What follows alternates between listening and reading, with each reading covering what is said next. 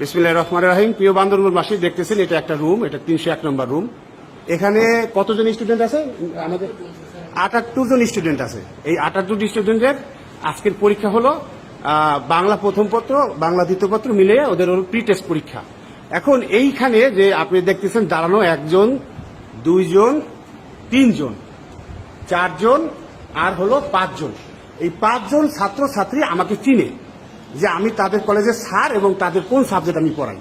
বাকি যারা বসে আছে একটা ছেলে মেয়ে আমার নাম জানে না, আমি কোন সাবজেক্টের টিচার সেটা তারা জানে না।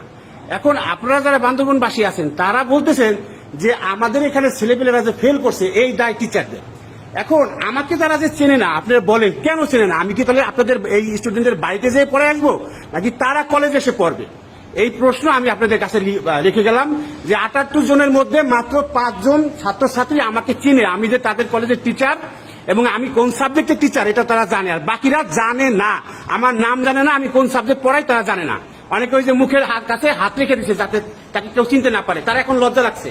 তাহলে আপনারা বান্দরবানবাসী অথবা বিভিন্ন জায়গা থেকে যে কথাগুলো বলতেছেন, আপনারা আগে নিজেদের কাছে প্রশ্ন করেন তাহলে এই শিক্ষার পরিবেশটা কি। আর আপনাদের ছেলেপেলেদেরকে এখন আমরা বাসায় যে রশি দিয়ে বেঁধে তারপর টেনে নিয়ে আসবো, এটা আমি প্রশ্ন রাখলাম আপনাদের কাছে।